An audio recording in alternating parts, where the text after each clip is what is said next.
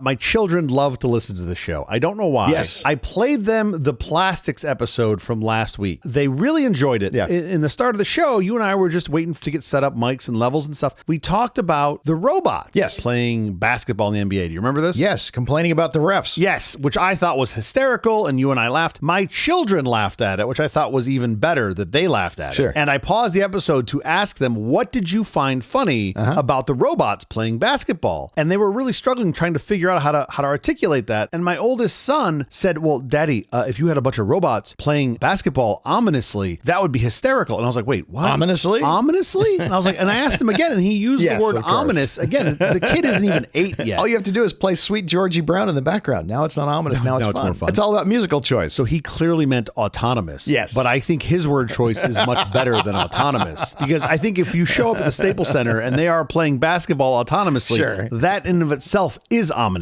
And that is the beginning of the end, I think. I like that. Quiet, please. I want to go to that basketball game. I was very impressed that they laughed at our silly jokes about the robots playing basketball. In 4. Very sweet. You have such smart kids. 3. I wish they were mine. 2.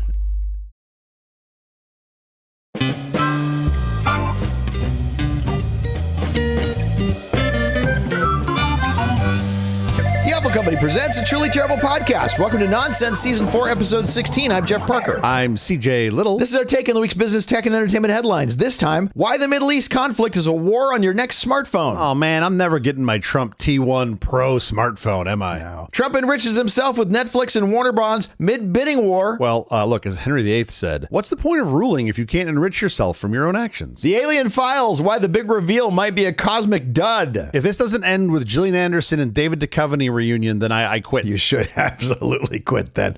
Also, our big story later this week is about winning the battle with AI for your job. This is super easy, folks. You just like when your cat jumps on your desk and like you want to get rid of it and you get like a little spray bottle and you just squirt it. Right. Just on your desk at your office, keep a little bottle of salt water. Sure. And every time somebody brings out the AI, you just spray it with the salt water until the magic smoke comes out. Yeah, and it's over.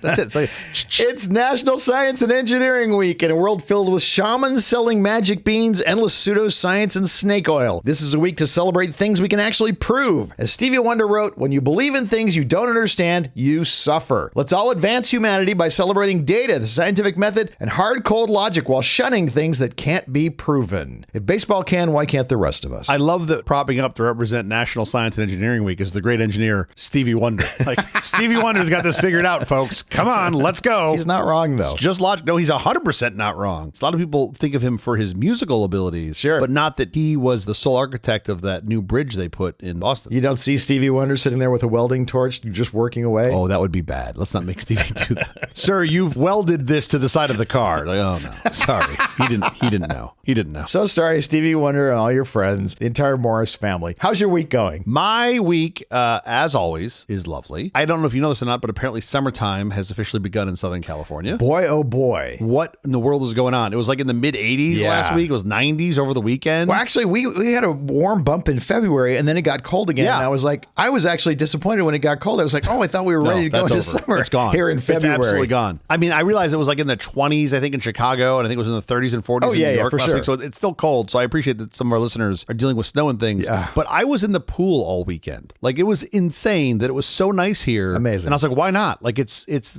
March. Let's just go for it. But your pool has a crack in it. Did you solve the crack? Oh, I wasn't in my pool. Water? No, my pool is where Benjamin Franklin goes for air baths. We don't. What? Yeah. Good old Benny Frank. No, we were fortunate. We were at a couple different friends' homes that have pools with water in them. My kids, they so don't put up with me anymore. I'm in the pool. I'm like, wow, guys, do you like this better than with all the water in it than our pool with the air? And they just look at me like I'm an idiot. I'm like, Daddy, put water in the pool. It's not funny, Dad. Yes, I'm already getting the 1,000-yard stare from my lovely bride about the pool. So we're gonna fill it back up with water. We're gonna get it fixed. We're gonna fill it up with water. We're gonna have a pool that hopefully holds water by the start of the real summer. It's going to be a good summer starting now. That's the hope. That is the plan. Yeah. We'll see. How about you? How's your week? Great, except for the fact that the LA Marathon happened. And I just hate the LA Marathon because invariably I have to be somewhere in this city. Just run there. And all the streets are shut down. So is there any way we can get rid of the LA Marathon? I'm not going to run. That's the thing of LA you want to get rid of. I'm not going to run to the Mamba Center. All the things in LA you can complain about, you want to get rid of the marathon. That's the thing. Keep the crime. Keep the lack of police. Keep the crazy traffic. The marathon marathon has got to go. That's a bridge too far. You know what? The problem really is it's this marathon running that happens once a year for like literally 4 hours. Like it's not 4 hours. That I can't. They 6 hours. Close the streets at 2 a.m. and it's closed all the way until like 4:30 the next day. It's crazy. I used to live at the 25th mile marker of the marathon when I lived in LA years ago. Yeah. And a very good friend of mine who's listening to this show would run the marathon, and I'd say, hey, what do you want? Like, I'll be there at the 25 mile mark cheering you on. What do you want? And he'd always be like, a beer. And I'd be like, seriously? And he'd be like, oh, really? Really? Because he wanted the carbs. And he's like, so I'd be sitting there literally with a beer. Yeah. And then just to be a smartass, I would make millionaire's bacon, and I would just eat millionaire's bacon watching these people run their hearts out. And then I'd hand him a cold beer when he came running by. And it was quite a lot of fun. And then I'd meet him afterwards. It would end in Santa Monica. We'd meet afterwards for a beer at the King's Head, which was awesome. You get all his calories back. It is a privately event, but it's using public streets. And yes, it makes me absolutely crazy. Also, while I'm on the topic here, I'm going full Andy Rooney today. I'm so sorry. Oh, boy. Enough with daylight savings time. Yeah, I've been saying this for years. It's terrible. I'm moving to Hawaii because they don't have daylight savings time. That's why you're moving to Hawaii. There's nothing else in Hawaii that's nice. Just the fact that they don't have daylight savings time is enough to get me there. I'm sure that's the thing. I'm sure that's the only reason you're going there. What about Arizona? Just go to Maricopa County. You'll be fine. Those are your people. You'll love it. Forget that. I'm going to Hawaii. There's no daylight savings time there. I don't know why we do this. Because it saved energy for lighting. Yeah. 100 years ago. Yes. We're all on LED lighting. Yeah, exactly. Problem solved. What's next? None of this is really an issue anymore. I love how the solution isn't like, hey, maybe we just start the days a little later. Nope, we're going to change the clocks. Right. So there's one time a year that you're just not going to have an hour of life. And then there's one time in the year that you're going to have two of the same hours. Yes. Like, let's just think that through for a minute. You're going to have two of the same hours. What did you do last night? Well, at 1:20 a.m. Oh, which 1:20 a.m.? The first 1:20 a.m. or the second 1:20 a.m.? I see, Mr. Johnson, that you were at the party at 1:59, but you didn't get home until 3:01. Yeah. So clearly you couldn't have committed the crime. That's it. You got a spouse to murder? Do it on daylight savings time in that 2 o'clock window. You'll be fine. You heard it here on Nonsense. On that helpful note, let's get to our headlines. Oh, please. The 21-mile choke point. Why a blocked Strait of Hormuz means a global chip blackout. As of March 2026, the unthinkable has become a reality. The Strait of Hormuz is effectively closed. Following U.S. and Israeli strikes, traffic through this 21-mile choke point has collapsed by over 90%, leaving the global tech economy gasping for air. Taiwan's chip foundries, including TSMC, are energy gluttons. With 30% of Taiwan's LNG supply now cut off, the silicon shield is vibrating under the threat of blackouts. No power means no chips. The AI revolution is fuel dependent. A sudden violent halt to GPU production won't just slow down R&D, it will trigger a global AI winter as hardware costs double and supply chains fracture. From sulfuric acid, critical for refining chip metals, to rare gases, the minerals powering our future are trapped behind an Iranian blockade. If the Strait remains a ghost town, the next industrial revolution doesn't just stall, it stops. I kind of like the idea of a global AI winter. I feel like if we could just slow it all down and just go back to like regular Clippy, not supercharged Clippy, I'd be a fan of that. But I also don't think, I think if you didn't have enough power, I don't think chip prices would go up. I think the opposite. I think chip prices would probably go down, which we could really use, because if you can't power them, what's the point of buying them? But if you don't have the power, then you can't make them. Oh. And then chip prices go up. Scarcity, it goes up. Yeah. Oh, there's that. Okay. I'm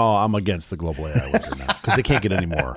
Like, I needed, I do a lot of media. I do some video. I take pictures of my kids. Yeah. I just bought a new 4 terabyte SSD. I had to take out a 20-year mortgage. Oh. It was the only way that I could get the thing. Great. It's insane. I've been pricing them also for another project that I'm doing, and it is insane how expensive they've What gotten. happened? Now I just buy platinum because it's cheaper. Oh, for sure. I don't know really what happened. I think something fishy is going on here. There's something. You think? Something in the supply chain. Yeah. I can buy the AI has greatly increased RAM prices. I can buy that. Okay. I can buy that it's probably increased SSD prices. The enterprise SSDs have gone up. More people are making those. Consumer prices then go up. Okay, fine. I can buy that. Yep. Where you lose me is when micro SD cards are 2.5 times what they were a couple months ago. I just bought one. That makes I was no sense. gobsmacked how expensive this thing was now. I don't understand. What are you trying to tell me that all these hyperscale data centers are running micro on SD 56 cards. gig micro SD cards? Like, no, Right. It makes no sense. They're just like, oh, AI, something. I'm like, you just want to make double the margin. I don't believe you that you are incapable of increasing your RAM production. Yeah, totally. There's something wrong here. Listen, we need to have like a farmer's market where you can get like handcrafted SD cards, and you just show up and I'm like, I made this in my living room in Silmar, and it's like just some beautiful little like handcrafted SD SD card. It's like 12 kilobytes. Oh, but sure. Hey, you got to start somewhere. Absolutely tiny. Here's part of my problem with this story is that most countries have reserves for this sort of energy. Yes. So they can last another at least 6 months or so. Depends on the country, but yes. But you're presuming the Strait of Hormuz will be closed for 6 months. There's actually, it may be. You don't know. You just don't know. Trump is saying that this war is going to last 4 to 5 weeks, as we discussed. Yeah, that was a week ago, by the way. This is a part of the world where they measure wars in millennia. So just more specificity on that. So we think, roughly speaking, the EU probably has about 4 months of reserves. Yeah. So like, okay, that's a happy place. But that's not, we were talking about the chips because we're nerds. The chip people, so this is like Korea and Taiwan, we think they might only have about 2 months worth of reserves. Sure. So it's not nearly as much. You could be in trouble quickly. Yeah, for sure. So that's not great. Now, we're still well below the price spike that we saw when Russia invaded Ukraine a couple of years ago in 2022. Sure. We're still, like, we're roughly speaking, we're at about a sixth of where the price went when that happened. So we're still well behind some of the shocks we've seen previously, but we're not done yet. And that's part of the problem. The ship Iron Maiden. Oh, yeah, this is great. Which is a Marshall Islands flagged cargo ship. Yeah. Changed its identity. They have this little radio beacon thing that blasts out their identity. The AIS, exactly. And they switched theirs as they go into the Strait of Hormuz. They switch theirs so that it says China owned, China owner, China owner. Yeah, China owner. Nothing to see here. We're fine. We're one of the good guys. Don't sink us. And they pass right through without any problem. Yes. Yeah, that was like just a couple days ago. It was like on the like March 5th. Like certainly after the strait was closed. So I love that story. I love that they like changed the beacon to say and just pass right through.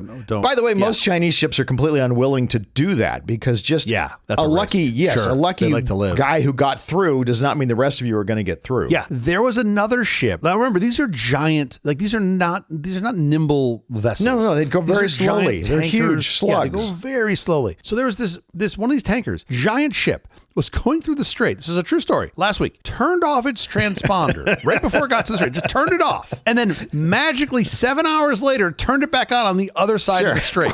And I'm like, what were you like? So instead of saying China owner, they just took the David Copperfield route and they're just like, voila. Were they traveling at night and there's just no other way to see them? I'm assuming they turned the lights off and they just, but like it's a giant lumbering barge. So are the Iranians just watching like ships on their app? Like, oh, well, look, he just disappeared. No chip. I guess he sank. He's fine. And then he appears on the other side. It's like, gotcha, bitch. And he just goes away. What? I don't understand. Also, by the way, not great if everybody does that because sort of like with our ADS-B beacons that we've come to rely upon for air travel, granted air travel's in 3 dimensions and ship travel for the most part in 2 dimensions, but like still you rely on that to make sure you don't ram into other ships. Of course. Everybody starts going through the strait under the cover of darkness. Well, the thing is nobody's going through the strait, so you pretty much have it to yourself. Yeah, but I mean, come on. When the dude in the tanker's like, hey, watch this. And then the next guy's like, all right, hold my beer. And he's going to turn them off. Sure. Like, it's crazy. It's essentially like he's turning off his headlights while he goes through the pass. Yes, it's exactly what he's doing. It's exactly. He's like, CHP's never going to see me now. And he's like, I don't think that's going to work the way that you want. It did in their case. Yeah. No, they got away with it. The other thing I feel like we would be remiss to not point out here is that, okay, so these countries are talking about fossil fuel dependency, and that's what they need to get out of this. That's what's going through the strait, right? Sure. It's LNG. It's liquid natural gas. Yes, it's crude. It's crude. What's nuts about this, though, is like we're at the point now, we crossed over in 2024 where it is now cheaper to make renewable energy than fossil fuels. You got to install it, though. You got to install it. That requires a little bit of time. I get that. I understand that, of course. But like my point being, how much more shock to your system do you need to get you off than this? To be like, maybe, and we talked about sovereign AI a couple of weeks ago. Sovereign power is a very important component if you want to be sovereign with your compute. Yeah. Let's focus on that, folks. Like, why can't every country make their own power? Like, that's one of the things you probably need less. They can. They just need to do it. They just need to get off the dime and do it. They just need to do it. Yeah. So maybe this is part, and we did get that bump in 2022 when Ukraine was invaded. So hopefully we see more of that here with the strait closed. So this could be a short maneuver for Iran, but it's going to take a while. A big part of why even Chinese ships are unwilling to risk going through the Strait of Hormuz right now is because Lloyd's of London has canceled all war risk insurance for the entire region on effective March 5th. Never a good sign. Yeah, so without insurance, most of those ships are technically sailing naked against hundreds of millions of dollars in liability. I mean, insurance companies are always happy to collect your premiums, right? So when they're like, oh yeah, no, then that basically basically means like certain death. That's basically what that means. Like, there's no chance. This is gonna be interesting to see how this plays out. This war needs to not last 5 minutes. This war needs to actually end in 4 to 5 weeks. Sure. The other thing that's worth noting is China is going to be likely the hardest hit because they import something like 40% of their oil, LNG, and 30% of their LNG. So of course, they have a tremendous dependency on this. It'll be curious. I'm assuming Iran is playing this card mainly to drag China in somehow. No, Iran is saying to them the Chinese ships can pass freely. Just you turn on the China, but eventually they're going to learn everybody's turning on Chinese own to their beacons. So it was kind of a dumb idea, but they literally have said, what a terrible idea. You Chinese ships are free to go. We're not going to stop you. So there's like a Dutch boat in there, and he's like, all right, change the beacon, fry up some dumplings, open the windows, let's go. We're going to fake them out. Like, what? This isn't going to work. Drop a few chopsticks behind us as we go. Totally.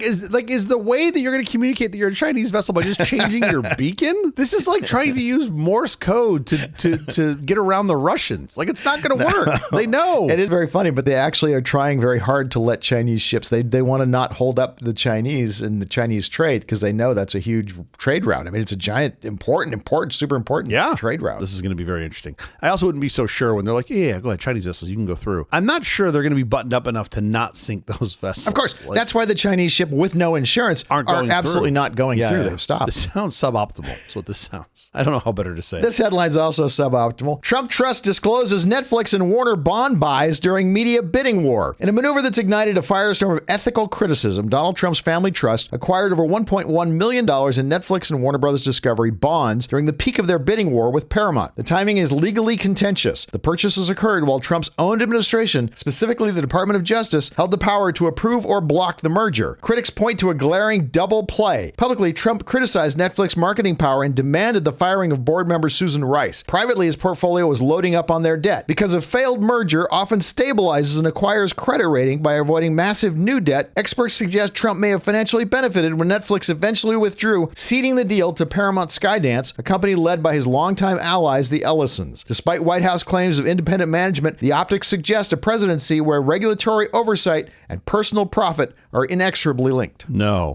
stop.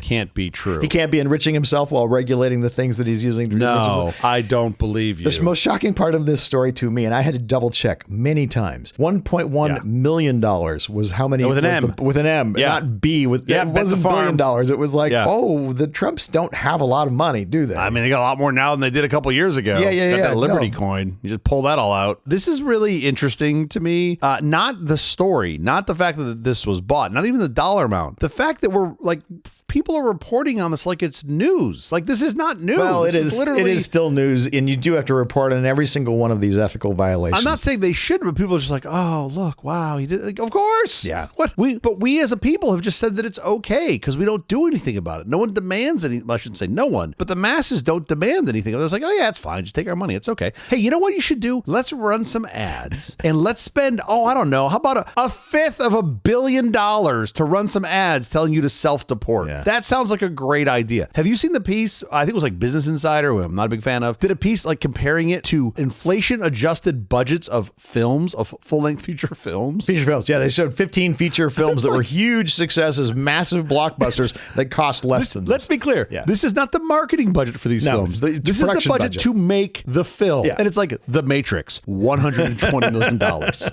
It's like she spent $220 million. And then you dig it on the company. The company like existed literally 6 days before the bidding process. Right. And the address on it's like a dude's P.O. box or somebody's house in Virginia. Just such ridiculousness. And people are just like, oh yeah, I guess that's just how it works. No, it's not. Replace any one of those words with Hunter or Biden. Oh, sure. And people would lose their minds. Of course. Their minds. And you could move the decimal 3 places to the left, they'd still lose their minds. Yeah. It's like, wait, but here it's fine. It's fine. Hey, wait, I mean, well, this is shocking that Trump is playing fast and loose with ethical standards. Yeah, those don't apply to him. Come on. Why scientists aren't holding their breath for proof of aliens? President Trump's recent directive to declassify the Pentagon's alien files has sparked a firestorm of speculation, but experts urge caution. Triggered by viral comments from Barack Obama in February, the order tasks Defense Secretary Pete Hegseth with a massive review. While the public anticipates a smoking gun, officials and physicists remain skeptical. TV personality Hegseth confirmed in late February that his team is digging in, though no firm deadline has been set for final release. Historical reports, including a June 2024 AARO update and a March 2024 study, suggest most unidentified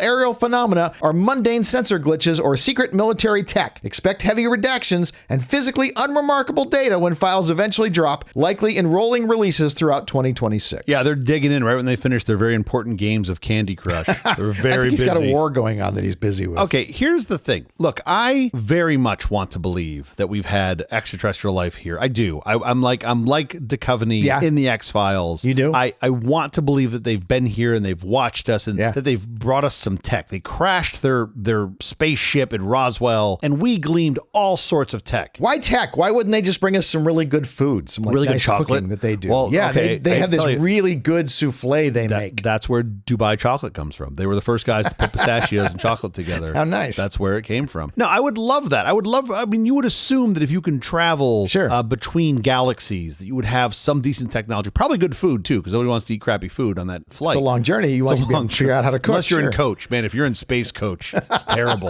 The guy in the back's just eating gruel the whole time. No, like I said, I very much want to believe, right? And I want to believe that they're gonna find some file and be like, hey, the way we got jet engines is when this thing crashed in 1953. And then with the secret of how they got here were jet engines, and that's why we have them. I would love that. That would be incredible. A jet engine would be a terrible way to get here, but okay, sure. There's a couple problems. With this. Number one, it's just not true. No, not even close. Number two, you know what doesn't work well in space? Jet engines, yes. Jet engines that ram air in. Okay, so the point is that particular example wasn't from that. Like, that's not what they would have brought us. And if they would have brought us something, they being the aliens, would have brought us something, you would have seen this gigantic jump in science and technology. And we haven't really seen that. What we've seen is exactly what science does. Incremental improvements year over year by really smart people that stand on the shoulders of giants and go, oh, you did that. Okay, I'm going to do this with my career. That's what we've seen. Sure. And by being like, oh, the airplane is all alien technology, you're doing a disservice to the thousands or tens of thousands of engineers that worked and made who have created this thing. Of course. How I feel like it's kind of like if I were to run up to, Buzz Aldrin and be like, hey, you didn't land on the moon. You were in a Hollywood back. He just punches you in the face, right? That's what happens. And I think if you said the same thing to the guy that, worked on the DC-9 for 30 years or whatever, he has good reason to punch you in the throat. He's got good reason to punch you in the face because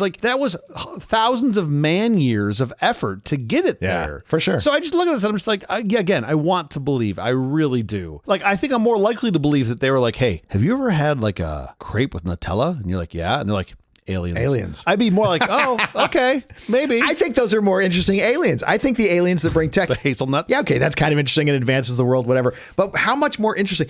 Have you tried this muffin? This is aliens brought. This is why this is so good. I want to be clear here that if tomorrow there were some extraterrestrial life that crashed to Earth and they came out and instead of them presenting like tech that would allow you to hover like in Back to the Future, instead they were like, we brought you a multi-grain muffin, I would be the first guy to try it. I'd be like, yeah, let's go. Right, of course. Like, hey, we figured out how to do barbecue better. And I was like, okay, those fighting words, but let's go. Let's go. Let's see what you got. Like before I start throwing spears. Even semi-tech like bridges. You guys make bridges this way? Oh no, what you ought to do is make them this way and just reinvent the way that we do like staircases. Oh, that's a great staircase, but no, have you thought about doing it this way? God, bridges. I love it. I love you. I love them being like, look, we've got a way where you can float this bridge. You can go for miles. Yeah, you're gonna like this so much better. And you're like, well, what's the bad news? The bad news is once you're done painting it, you got to start again at the other end. And you're like, you haven't solved that problem? And then you're in the background being like, well, it's technically not true. And they're like, okay, kill that guy. It's like Mars Attacks with a little laser. Like they just shoot you first. I would like to believe that the aliens have come. They have landed. Yeah. They were all dogs. They have become our overlords because we feed them, we take care of them, we brush them, we do all the work. Yeah. They are our overlords. I think they have landed. They're just poodles. Yeah,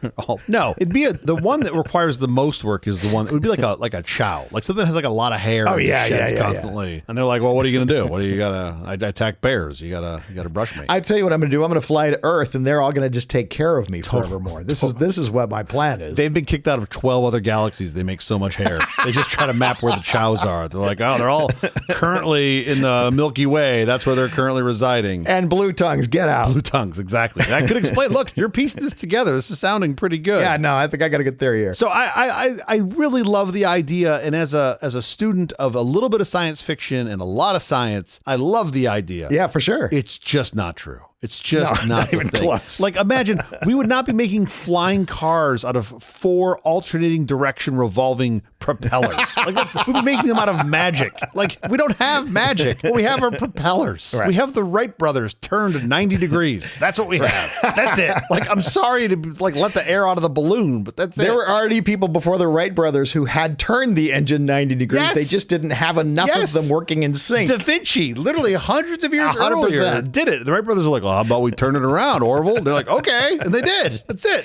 What if it turns out the aliens came and they're the ones who gave us the technology of redactions so that we could never find out that they came? Okay, you know what? To be fair, having used Adobe Acrobat, it is terrible UX. So that probably could be from them. It could have come from aliens because it's horrible. They just do redaction. That's really That's what they brought us. They're like, well, we released all the files. Like, they're redacted. You're like, exactly. They don't need the Men in Black device that erases your memory. Redaction. No, Yeah. this will do redactions. This is great. It's like we were never here. I also love them, like, there being a joint press conference with the aliens, and like, yeah, we brought you the technology, and you're like, what technology? Like, they're like pop rocks. They're like, we brought you pop rocks, and you're like, well, that actually checks out because that technology nobody knows how it works. It's like there's one guy, candies that made little popping noises. You came trillions of miles. This is what you brought. Well, that's how they get here. They put the pop rocks in the back of the ship. Oh, we didn't realize it was ship fuel this whole time. We thought it was a candy. That's it. I love that they're just like, this is the secret to intergalactical travel. And you're like, they taste great. And they're like, you are a bunch of fat pigs. What are you doing eating You're our a bunch fuel? of idiots. You're eating our fuel. I can't get home now. Forget nuclear power and solar power. It's the pop rocks you want, you idiot. Oh my God. That's it. That's what it is. This whole time it's right under our nose. I also wonder, okay, so if these aliens are going to be so gracious to bring us some future technology or future to us, what are we going to give them in return? Like, we're like, oh, are you guys familiar with lard? Like, what? Like, here's lard. Like, what's the thing? Like, what represent? Like, is there some like music? Like, do you like NSYNC? Like, we're gonna give you like NSYNC CDs. Like, what's the thing we're gonna give them? They're like junkyard pickers. They go around the galaxy trying to find stuff. They just come back and they're like, well, they gave us some beads. We went there. There was nothing there. Sorry. We gave them some pop rocks and they ate them. That's exactly it. That's exactly it. The aliens have been here. They brought us the pop rocks. The dude who brought them here went back, and on his report, he was like, no intelligent life there. Yep, no intelligent life. We looked everywhere. Nothing. We got close with some of the dogs, but nothing else. Everything else is just handed them the invaluable pop rocks and they ate them. Good news, bad news. Good news, there's no smart life in the solar system. Bad news, 1/3 of our fuel supply is now being consumed on the planet. By children. By children. Are they going to be superpowers? Probably not. I think they all have ADHD now. They're going to be overweight and they're going to be ADHD. I think we gave them the diabetes. Exactly. If you're worried about being attacked by the people on Earth, you don't have to worry. It's not going to happen. Pop rocks. Who knew this episode was going to come down to pop rocks? Okay, enough with the headlines. In fact, enough with the episode. We have to get out of here. Special thanks to our floor director, Ryan King. Back off the pop rocks, Ryan. We'll be back later this week with the death of today's worker, how to exist in an AI workplace. Until then, thank you for listening to all this nonsense. I'm Jeff Parker. I'm CJ Little.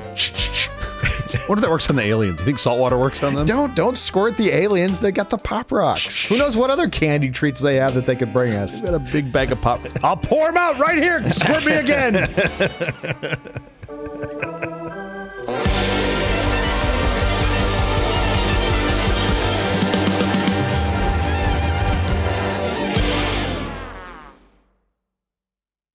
The $6,400 personal business computer. Wow. That is changing the way people go to work. I hope it does a lot because that sounds expensive. Henry Ford revolutionized personal transportation. I don't know if you know that. Adam Osborne has done the same for personal business computing. Okay. Virtually everything you need in a personal business computer to work faster and better with words, numbers, and ideas is included in a portable carrying case you can take anywhere. Sure. The Osborne is easy to learn, fun to use, and quickly becomes indispensable. One price, $6,400 buys it all. Are these adjusted dollars? These are adjusted dollars. Okay. The Osborne is available from a computer retailer near you, and you can buy it in any color you want as long as it's blue. Thank you, Henry Ford. Put away your buggy whips. The Osborne computer. I was a kid when the Osborne was out. I was a much younger human. Like literally, I was like just out of high school at best. Yeah. I don't know how long this lasted. It couldn't have been more than a blip. Was it? Did they last a couple years even? It's very interesting. I kind of want us to do an episode on this thing because it is somewhat fascinating. First, before we get into that, first give me a rough year of when you think this was. You're gonna nail it. I have no way of nailing it.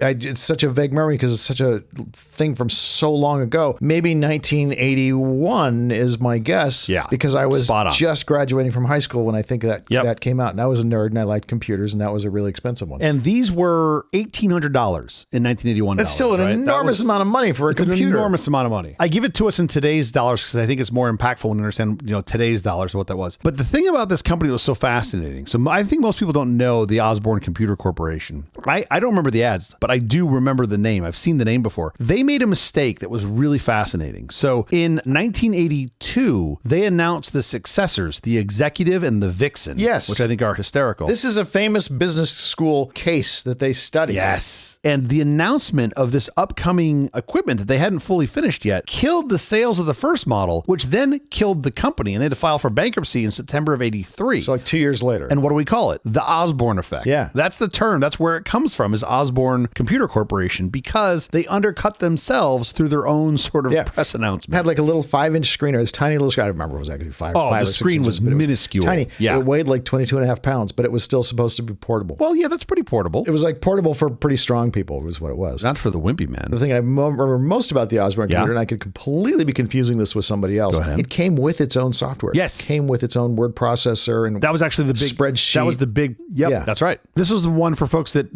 go click on the link, but for folks that don't remember, like the keyboard sort of hinged and snapped into the top of the case. And then it kind of looked like, to me, it looked like a sewing machine. It looked like a sewing machine that you would carry around, about the same size of a sewing machine case, but you'd flip the front on. I actually think the form factor was really cool. I really dug it. For the day. I think it's fascinating. I did look for a hot minute at trying to buy one of these because I would like to just own more Smithsonian crap. And as it turns out, they are not easy to find. Are they expensive? Big surprise. Are they? Because there weren't very many of them. The few I found, I think, are people that are shopping sort of the high end. You can find ones that are a little kind of beat up, kind of on the cheap side. But if you want a nice one, you're going to spend real money. I saw a couple like beat up ones for a couple $100. I was like, oh, maybe, but what am I going to do? Yeah, stuff this far back, this historical stuff sells for a lot. If it's in good shape, right? The screen doesn't have burn in, and it's in good quality shape, you're going to spend some money. How is it possible there is one of these things where the screen does not have burn in? The Osborne Personal Business Computer, 1981.